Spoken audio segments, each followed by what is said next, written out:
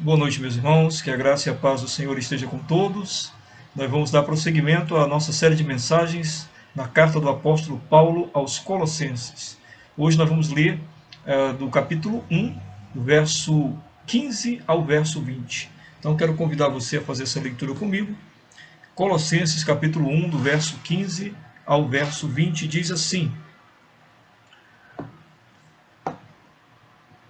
Este é a imagem do Deus invisível, o primogênito de toda a criação, pois nele foram criadas todas as coisas, nos céus e sobre a terra, as visíveis e as invisíveis, sejam tronos, sejam soberanias, quer principados, quer potestades. Tudo foi criado por meio dele e para ele. Ele é antes de todas as coisas. Nele tudo subsiste. Ele é a cabeça do corpo da igreja. Ele é o princípio, o primogênito dentre os mortos, para em todas as coisas ter a primazia. Porque aprouve a Deus que nele residisse toda a plenitude, e que, havendo feito a paz pelo sangue da sua cruz, por meio dele, reconciliasse consigo mesmo todas as coisas, quer sobre a terra, quer nos céus. Que passagem belíssima, não é, meus irmãos? Vamos orar, vamos pedir que o Senhor nos dê a sua graça e misericórdia para que possamos compreendê-la o máximo possível. Senhor, muito obrigado pela oportunidade que nós temos de ter acesso à tua palavra. Obrigado por ter acesso à pessoa do Senhor Jesus Cristo por meio da tua palavra. Agora nós te pedimos, ó Pai, que todos que estão ouvindo esta mensagem, este culto online, possam ser, nesse instante, tocados pelo poder que somente a tua palavra tem para nos transformar, mudar nossas atitudes e nos aproximar de ti. Derrama a tua graça e tua misericórdia sobre todos que vão ouvir a tua palavra. Em nome de Jesus. Amém. Meus irmãos, sempre que eu leio esse trecho de Colossenses, eu imagino Paulo, que alguém está escrevendo a carta para ele, né? Ele está ditando a carta, e ele meio que entra assim no momento em que ele pensa sobre o Senhor Jesus, e ao pensar sobre o Senhor Jesus, ele explode em adoração. E aí nós somos presenteados com esse trecho de 5 versículos tão profundos sobre o significado da pessoa do nosso Senhor e Salvador Jesus Cristo. Que é isso que esse texto mostra para nós. Eu queria então começar hoje, primeiro, esmiuçando cada um dos, digamos, atributos que Paulo traz para Jesus dentro do texto. Porque o que nós vamos aprender hoje é que Jesus é o centro da adoração. Nós já vimos que Jesus é o centro do Evangelho e da igreja. Nós já vimos que Jesus é o centro da oração, e hoje nós vamos ver que Jesus é o centro da adoração. Colossenses mostra para nós, então, Jesus centralizado como Senhor de todas as coisas referentes ao cristianismo e à igreja, né? Então vamos começar aqui quando ele fala no verso 15: Este é a imagem do Deus invisível. O que Paulo quer dizer com isso? Ele quer dizer que Jesus reflete perfeitamente aquilo que o Pai é. Ele é a exata imagem do Deus Pai. Então, se nós queremos imaginar como é o Deus Pai, nós temos que observar a vida de Jesus. Quem quiser saber como Deus é, deve considerar a vida de Jesus aqui nessa terra. Ou seja, deve prestar atenção no amor que Jesus demonstrou e na indignação que ele também teve. Deve prestar atenção na misericórdia de Jesus e também na denúncia que ele fazia aos hipócritas. Deve atentar para a humildade de Jesus, mas também para a majestade que ele demonstrava. A atitude de servo e o senhorio dele. Todas essas coisas revelam o caráter do nosso Deus.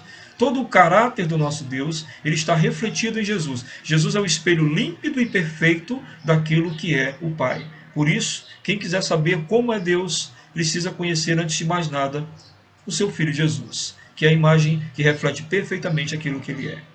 Ainda no versículo 15, ele diz que Jesus é o primogênito de toda a criação. O que significa primogenitura? A ele, ao primogênito, cabe todos os direitos absolutos sobre a criação. Na antiguidade, o primogênito, ele herdava tudo. O primeiro filho herdava tudo. Jesus é o primeiro filho, primeiro e único filho de Deus.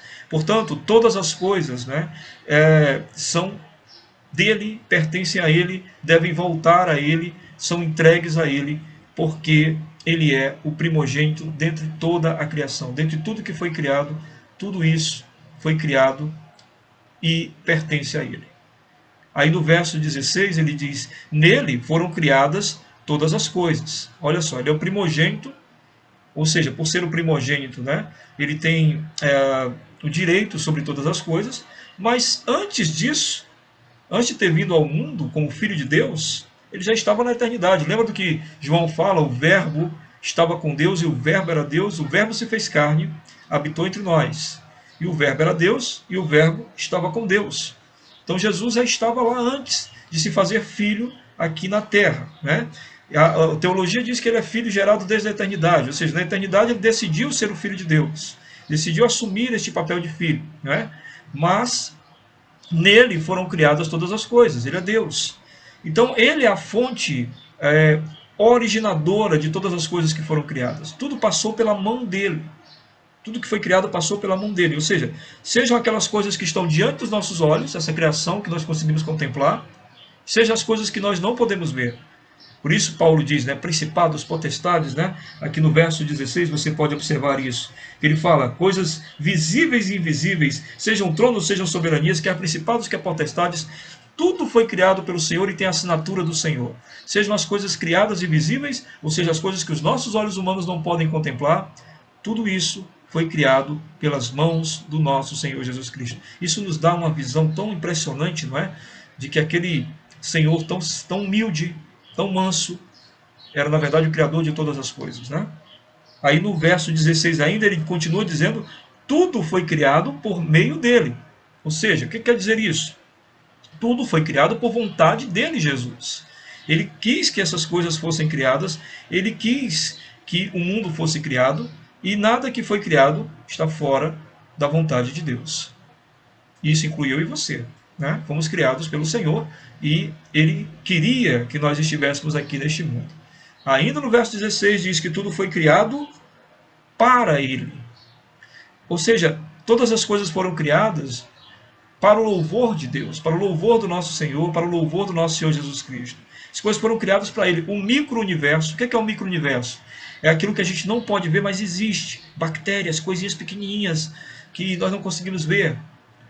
E o macro-universo, que é o universo extenso, além desta Terra. Tudo isso foi criado sob os olhos do nosso Senhor Jesus Cristo. E a Bíblia diz que um dia, lá em Romanos capítulo 8, diz isso para nós, Um dia, quando tudo for restaurado, todas as coisas irão convergir para a glória do Senhor. Ou seja, todas essas coisas se voltarão para o Senhor novamente. E ao se voltarem para o Senhor, se voltam como se voltassem em louvor em gratidão ao Senhor. A natureza, diz lá em Romanos 8, geme, aguardando a manifestação dos filhos de Deus. E quando o Senhor Jesus então manifestar sua glória plenamente, todas as coisas se voltam para Ele. Uma coisa tremenda, que a gente não consegue nem entender agora como funcionará, mas que as coisas estarão no devido lugar. Hoje, por causa do pecado, as coisas saíram do lugar. Se algumas coisas são belíssimas, ainda assim estão fora do lugar. Mas as coisas voltarão ao lugar quando o Senhor se manifestar em glória. Por quê? Porque tudo foi criado para Ele. No verso 17 ele diz que Ele, Jesus, é antes de todas as coisas. Na cultura judaica, quem nascia primeiro, como eu falei, o primogênito, era Senhor sobre os irmãos que vinham depois. Ele era o primogênito. Então na cultura judaica o que é que acontece? Quem vem antes está acima de tudo que vem depois. Por isso Jesus, ele proclamou ele mesmo, dizendo em João capítulo 8, verso 58, ele diz, eu sou. O eu sou a que ele se refere aqui é o mesmo que Deus se referiu a Moisés lá no livro de Êxodo, quando Deus diz, quando Moisés pergunta, se eles perguntarem quem me enviou, o que devo dizer? E o Senhor Deus diz, diga que eu sou te enviou. E Jesus vai e se coloca também como eu sou, ou seja, Jesus é Deus, ele é antes de todas as coisas, antes que até mesmo o tempo existisse, o nosso Senhor já existia, ele está fora do tempo, ele é dentro da eternidade, onde o tempo não existe. Então, como ele está antes de todas as coisas, ele está acima do tempo e de tudo o que existe e vive. Nossa, que maravilha o nosso Senhor, não é? E aí, no verso 17 ainda, Paulo diz, nele tudo subsiste. O que significa subsistir? Fui no dicionário para olhar isso, essa palavra, e diz assim, subsistir, não ser abolido, suprimido, roubado ou destruído, restar, remanescer, perdurar. Ou seja, nele, em Cristo, tudo continua existindo. Nossa, que maravilha! Você já parou para pensar nisso? Quando o texto bíblico, por exemplo, diz que quem está em Cristo, nova criatura é. Estarmos em Cristo significa que a nossa existência plena está garantida. O que significa uma existência plena? Uma existência eterna com Deus. A vida eterna está garantida para quem está em Cristo, porque é em Cristo que as coisas subsistem, é em Cristo que as coisas não se perdem, é em Cristo que as coisas não ficam para trás. Então a permanência da existência de tudo que existe, só se dá por causa de Cristo. E a nossa permanência na eternidade, em paz, com alegria, com gozo, com tudo aquilo que Deus prometeu para nós, só pode ser possível porque estamos em Cristo. Então a cruz é o meio pelo qual o Senhor Jesus faz que todas as coisas subsistam. Por ele ter pago o preço por nossas vidas lá na cruz, nós temos então a condição de subsistir nele. Sim, muita gente subsistirá para a eternidade. Infelizmente, uma eternidade longe de Deus, uma eternidade no inferno, na condenação eterna, porque ficaram longe de Deus e ficarão longe de Deus para sempre. Mas em Cristo, estando em Cristo, nós subsistimos para uma vida de glória, para uma vida de paz, para uma vida de alegria, para uma vida de regozijo que a gente não consegue nem imaginar e nem mensurar nessa terra de como seria. Continuando ainda nos atributos, Paulo chega ao verso 18 dizendo, ele é o cabeça do corpo da igreja. A igreja é o corpo de Cristo, manifestado no mundo, e Paulo diz que Cristo é o cabeça. Então, o que significa isso? Os benefícios da redenção fluem da cabeça para o corpo. Aquilo que Jesus fez na cruz, aquilo ali, aquela bênção, ela recai sobre o corpo. Ele é o cabeça, que fez o sacrifício na cruz, e a cabeça recai para todo o corpo. Não é assim que funciona o corpo da gente? Se eu levar uma topada lá na ponta do dedo, do pé, do dedão, a minha mente diz aqui que eu senti dor lá na ponta do dedo. E existe tem uma coisa muito interessante, né? Que o poder que nós temos, né, de nos concentrarmos em algumas coisas, muitas vezes, de tal forma que não conseguimos sentir o que está acontecendo em outra parte do corpo. O que é isso? A mente, ela controla tudo, né? Ela está lá controlando ali toda a situação do nosso corpo. E a nossa cabeça, em relação à igreja, é o próprio Senhor Jesus, controlando todo o corpo, dando direção ao corpo, fazendo o corpo triunfar, fazendo o corpo prevalecer e as bênçãos recaírem sobre a igreja do Senhor. No verso 18 ainda ele diz, ele é o princípio. Ou seja, ele é aqui ele está falando da igreja ainda, ele é o cabeça da igreja e também o princípio. Ele é o princípio em que sentido? Ele é o esboço da igreja, ele é como nós devemos ser. Ele é uma primeira cópia, perdão, ele é o original e nós deveremos ser a cópia. É isso, ele é a maquete do projeto, sendo que o projeto nunca será maior do que a maquete. Mais ou menos isso, né? Ele é o princípio do que nós deveríamos ser. E aí no verso 18 ainda ele diz, o primogênito dentre os mortos. Ele é o primeiro a ressurgir dos mortos, a vencer a morte, a ressurgir dos mortos em glória. Portanto, nos deu também a nós, ele é o primeiro de muitos. Porque depois dele, ele deu a nós o poder também da ressurreição em glória. Por isso ele é o primogênito dentre os mortos. E no verso 19 diz, porque aprove a Deus que nele residisse toda a plenitude. O que Paulo está querendo dizer aqui é que aprove a Deus que em Jesus tudo o que nos faltava fosse derramado sobre o nosso Senhor Jesus Cristo. Tudo que nos falta para alcançar a Deus é alcançado em Jesus. Nele está toda a plenitude, todo o alcance que nós podemos ter ao Pai está por meio de Jesus. Então Paulo diz isso, nele se encontra todo o preenchimento necessário para nós nos encontrarmos com Deus. E aí ele finaliza, né, esse trecho tão rico, né, de profundidade, ele finaliza com o verso 20 dizendo, que havendo feito a paz pelo sangue da sua cruz, por meio dele reconciliar-se consigo mesmo todas as coisas, quer sobre a terra, quer nos céus. A cruz reconcilia com Deus, a cruz leva para Deus de novo toda a criação e os seus filhos junto com essa criação. E foi isso que Jesus fez na cruz do Calvário. Ele levou junto consigo toda a criação e os filhos de Deus de volta para o Pai. Ele é a nossa reconciliação eterna com o Pai. Então esse texto, ele mostra para nós que Jesus é o centro do louvor e da adoração. Sabe, às vezes nos falta compreensão, eu percebo muito isso, sobre como Cristo merece e deve ser adorado. Eu acho que, às vezes, a falta de reverência que nós temos diante de uma leitura bíblica, ou num culto de adoração ao Senhor, no momento em que o nome do Senhor é citado, nos falta muitas vezes temor e reverência, porque nos falta compreensão da essência daquilo que representa o Senhor Jesus. Esse texto, ele é a essência do que representa o Senhor Jesus para todos nós. E uma vez que nós conheçamos a essência do que o Senhor Jesus representa para todos nós, nós teremos a possibilidade de adorá-lo mesmo, de trazê-lo para o centro da adoração, de contemplar a sua majestade, a sua grandeza e realmente dedicar a ele tudo aquilo que ele merece. A partir do quê?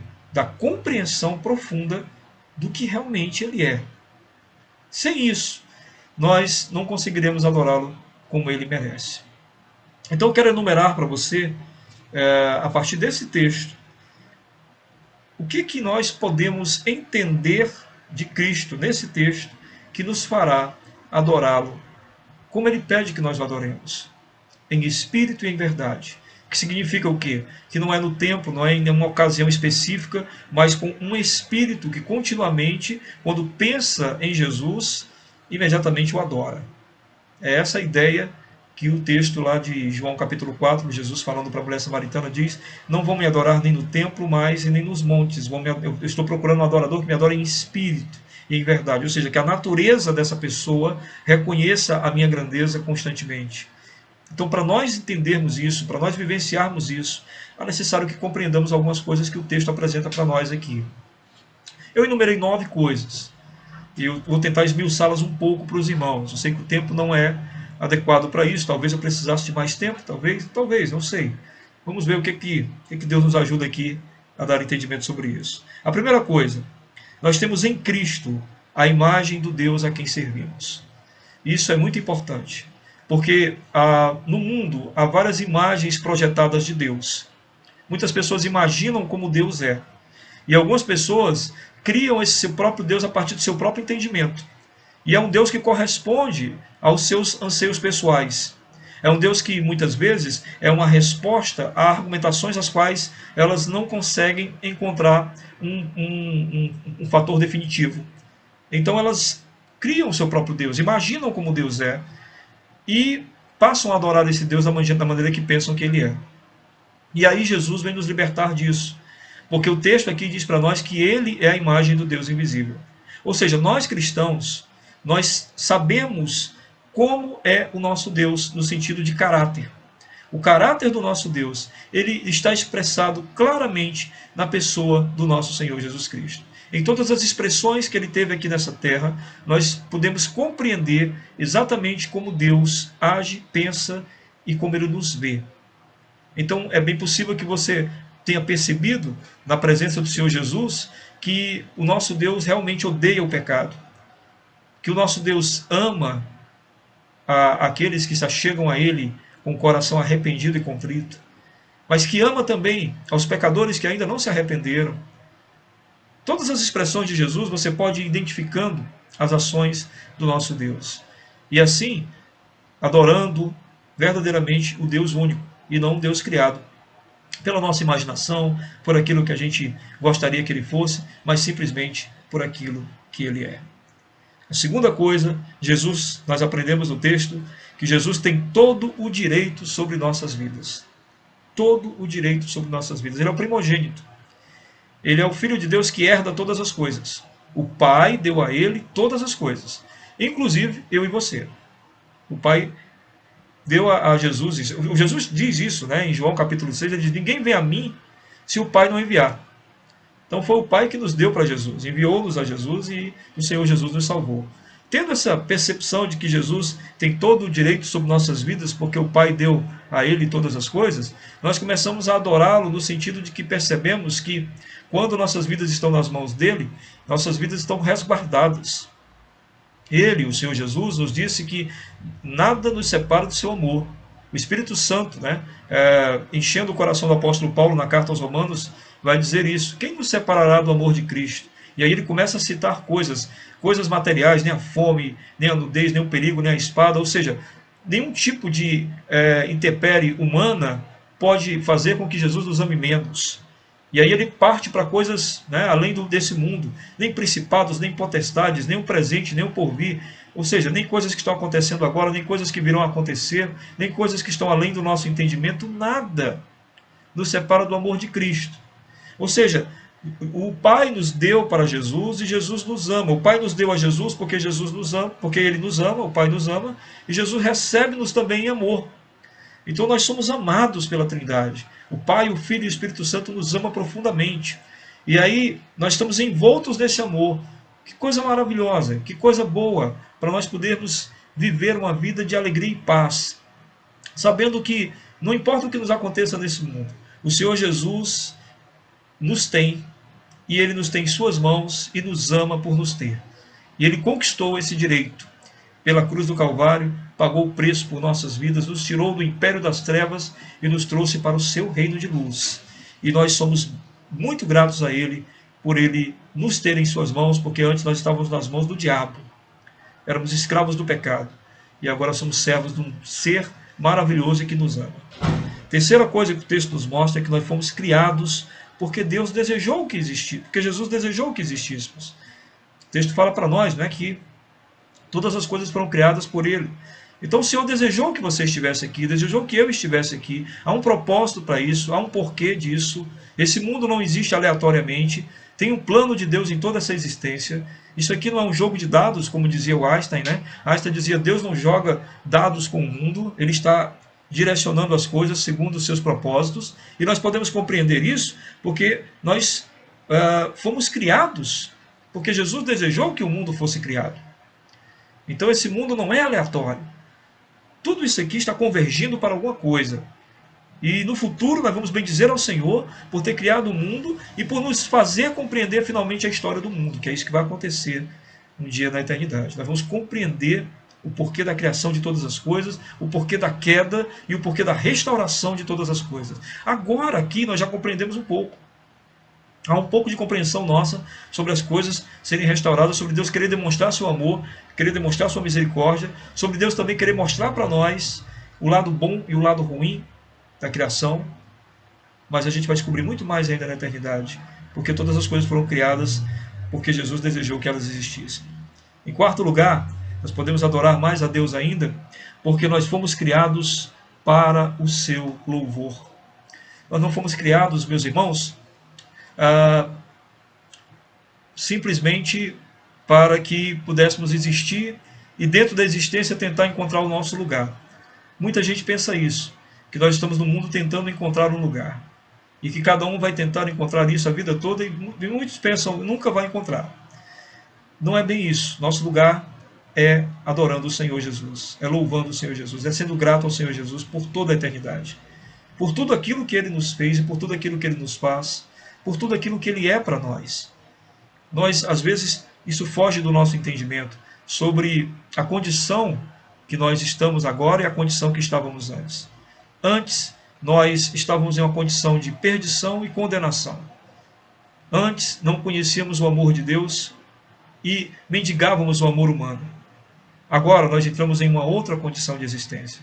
Nós estamos numa condição de salvação, redenção, percebemos o quanto somos amados e amamos tanto quanto, ou gostaríamos de amar tanto quanto o Senhor nos ama.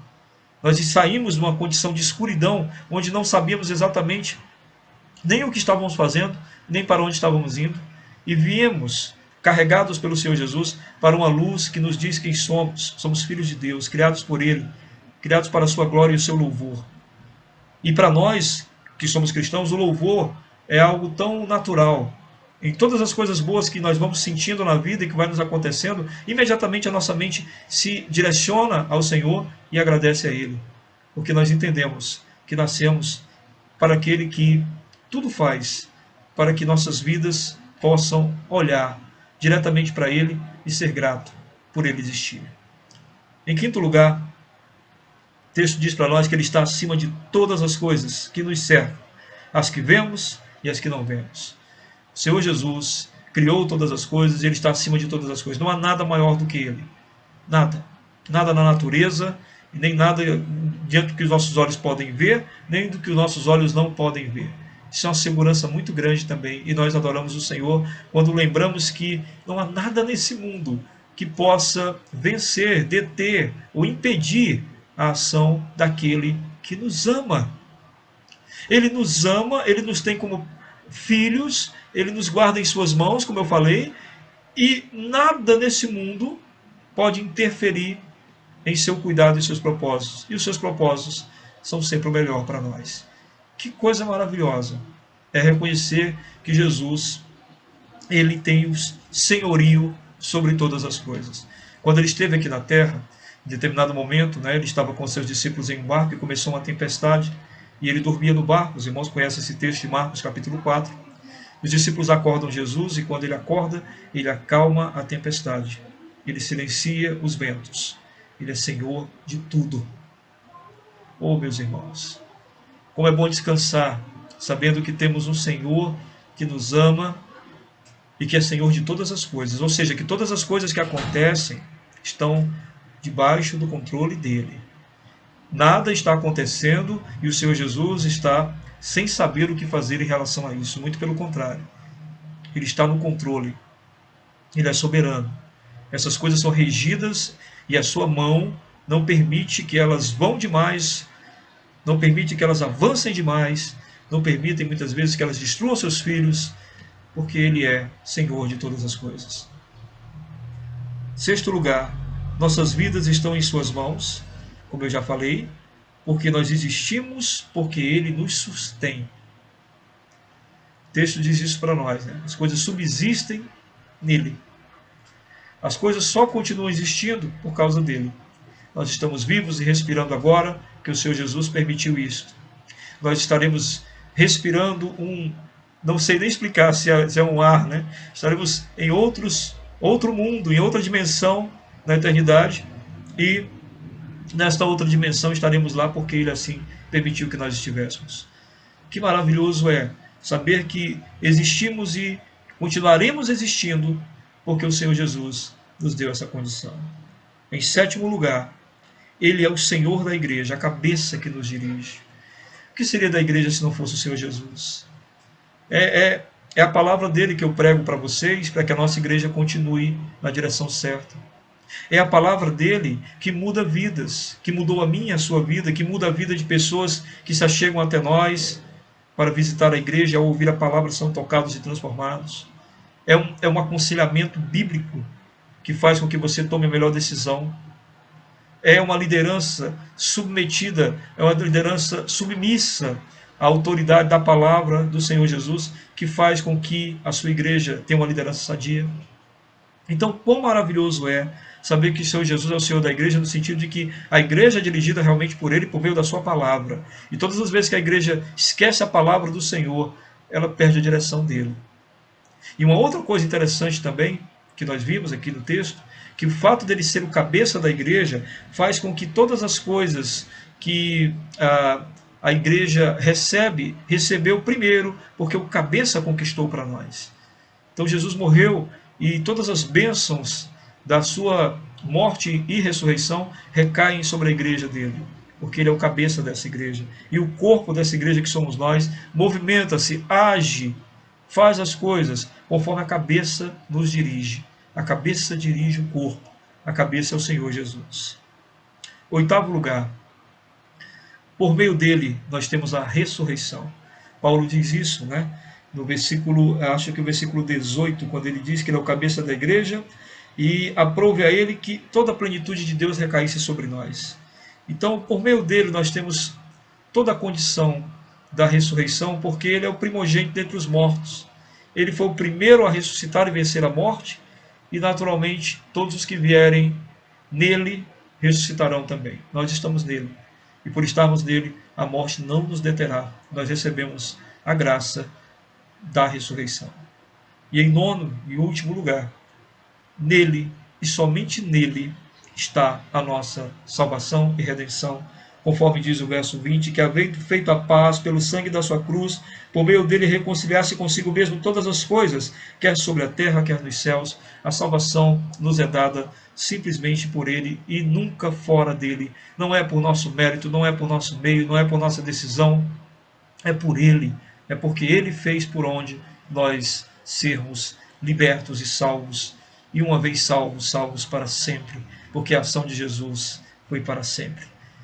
Se esses motivos, se esses 9 motivos não fizerem você se colocar de joelhos, se esses 9 motivos não fizerem você clamar ao Senhor, dizendo: Deus, me faz um adorador, se esses 9 motivos não fizerem você se reconhecer como alguém que muitas vezes tem sido injusto com aquilo que foi feito por você, se esses 9 motivos não fizerem você um adorador reverente, cheio de temor e com o desejo de encontrar mais de Cristo para adorar mais a Cristo, se esses 9 motivos encontrados nesses 5 versículos não fizerem isso por você, é porque você ainda está perdido e precisa ser encontrado. É porque a salvação ainda não te alcançou. Porque se a salvação te alcançou, o Espírito Santo foi quem te trouxe. Então, se o Espírito Santo te trouxe, o Espírito Santo ilumina imediatamente a nossa mente em relação aos nossos pecados e à pessoa de Jesus Cristo revelada no Evangelho. E quando ela revela a pessoa de Jesus Cristo, nós imediatamente o adoramos, reconhecendo que Ele é o que nós queremos, que como Ele nós gostaríamos de ser e viver. Portanto, se você não se quebrantou ainda diante desses 9 motivos, diante desses 5 versículos tão preciosos, peça ao Senhor perdão pelos seus pecados. Arrependa-se. Arrependa-se. Peça ao Senhor misericórdia. Peça que o Espírito Santo te convença dos teus pecados. E assim volte-se para o Senhor em adoração. Ore comigo, por favor. Ore comigo para que o Senhor possa falar ao teu coração, muito mais do que a mensagem falou, do que o texto falou, mas que Ele continue falando, para que você se torne um adorador em espírito e em verdade, onde Cristo é o único e verdadeiro centro da adoração. Senhor, reconhecemos, ó Pai, que muitas vezes não correspondemos àquilo que deveríamos, não te amamos como deveríamos amar e nem te adoramos como deveríamos adorar. Mas hoje, contemplando esse texto, nossos corações foram quebrantados e esmiuçados. E desejamos, ó Deus, compreender mais a tua essência, compreender mais o teu ser e, adentrando nesta realidade, te adorar em espírito e em verdade. Mas eu também peço por aqueles que ouviram esta mensagem, mas ainda assim não conseguiram se quebrantar, não conseguiram, ó Deus, entender o quanto o Senhor merece todo o nosso louvor e toda a nossa adoração. Se há alguém que me ouviu assim nesta noite, eu peço por tua misericórdia sobre esta vida, para que ela reconheça que necessita de ti. Peça perdão de seus pecados e possa viver para ti e contigo, hoje e sempre. Amém. Amém, meus irmãos. Que Deus abençoe e que nós possamos continuar refletindo, a mensagem maravilhosa que o Senhor Jesus traz no Evangelho. Tá bom? Quero, antes de encerrar, convidar você. Todas as vezes que nós terminamos nosso culto online, nós temos nossa mensagem no Google Meet. Nossa sala de oração no Google Meet. Tá? O link é mandado para vocês. E quem quiser participar, participa com a gente, que é muito bom o momento de oração. Logo após o culto, tá? Deus abençoe. Que a graça e a paz do Senhor esteja com todos. Meu irmão, boa noite. A graça e a paz do Senhor. Estamos aqui finalizando a nossa jornada de oração em prol da campanha de missões estaduais, orando pelos nossos missionários. Foi muito bom estar junto com vocês e já agradecemos a todo o envolvimento, toda a participação, toda a cooperação em prol do sustento dos nossos missionários que estão no campo. E hoje, para finalizar, estaremos orando por Tauá, Croatá, Oroz e Caça e Pesca aqui em Fortaleza, certo? Então acompanha comigo, se precisar vai anotando no seu caderno de oração, para que a gente possa estar finalizando essa semana de oração pela nossa campanha de missões estaduais. Vamos começar então por Tauá, onde quem atua lá é o missionário Eris Denis, com a sua esposa Renata e com seus filhos Ana Elaine e Laís, certo? E lá, como os irmãos conheceram, logo no início da campanha, o missionário ele tem o projeto Voar, A congregação tem o projeto Voar, que esse projeto atende crianças e famílias. E glória a Deus por isso. Que possamos também estar orando por Tauá, pela conversão das pessoas, conversão da comunidade, certo? Possamos estar orando pelos missionários, Eris Denis, Renato e seus filhos, tá bom? Para que Deus possa estar sustentando e agindo, naquele lugar. Vamos agora para Fortaleza, Caça e Pesca.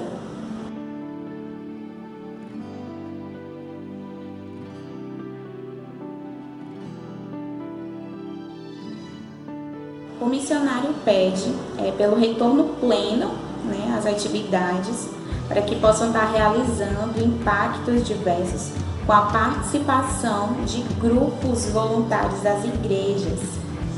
Oremos por isso, que Deus levante voluntários para acompanhar e ajudar, colaborar os nossos missionários.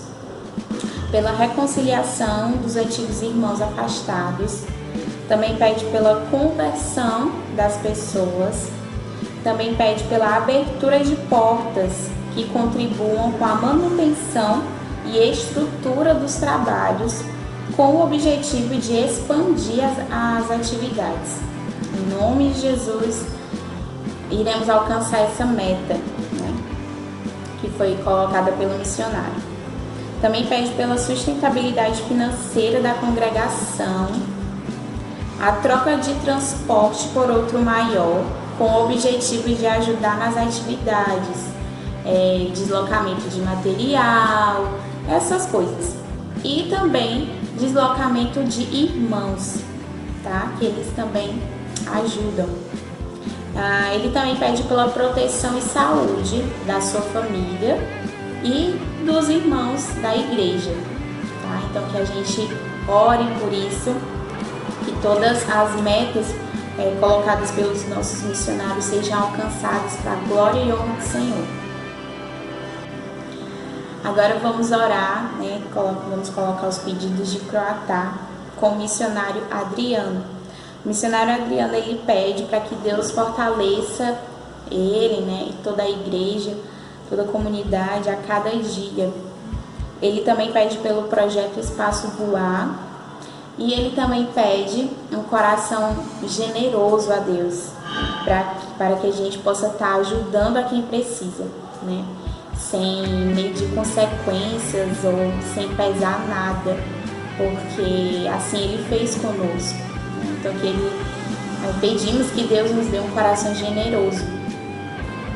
Agora vamos orar por Oroz com o pastor missionário Josafá, com sua esposa Ana Célia e sua filha Eliane. Para alcançar crianças, eles criaram o projeto Sementes, tá? Dessa forma também alcança as famílias, né? Os pais, tios. E futuramente eles têm planejado em colocar um laboratório de informática para que o alcance seja maior. Claro, sempre com o objetivo e desafio de alcançar as metas, né? E até ultrapassar. E eles têm um problema na comunidade muito sério, a prostituição infantil. Prostituição infantil é um assunto muito sério, né, e pouco falado, porque acontece dentro até das casas, entre as famílias. E ele falou que tem crianças com 11 e 12 anos que aparecem grávidas. Então, que a gente possa estar orando fielmente, firmemente para isso, para que isso seja acabado em nome de Jesus. E que as crianças possam viver a sua infância livre de tudo isso. Criança brinca, né? Então, as crianças que passam por isso, elas futuramente vêm abordando diversos problemas psicológicos e emocionais, né? E também uma notícia muito boa: o pastor missionário Josafá tem se capacitado em pedagogia para, como ele disse, né, para entender esse universo da infância, da criança, para que possam alcançar crianças. E sua esposa também tem se capacitado em serviço social. Gente, glória a Deus por isso, que a gente possa realmente almejar a viver para o reino, a viver por coisas maiores, viver e morrer por coisas maiores, pregando a palavra, que a gente não se apegue às coisas daqui. Foi essa mensagem que eu senti quando o missionário falou tudo isso. E ele tem se capacitado para o reino. Isso é lindo, isso glorifica a Deus e um exemplo para todos nós. Queridos, nossa missionária Rosa, né, que atua em Sobral, eu entrei em contato com ela 2 vezes, mas eu não obtive retorno, mas que a gente possa estar orando por ela. A última notícia que eu tive dela foi que ela tinha contraído Covid, mas ela já estava bem. Depois disso eu não consegui mais falar com ela e não tive mais notícias dela também. Mas que a gente continue orando por Sobral, continue orando pela nossa missionária, sustentando ela em oração. Muito grata a todos por essa jornada juntos e plantemos, pois a colheita é certa sim. Glória a Deus.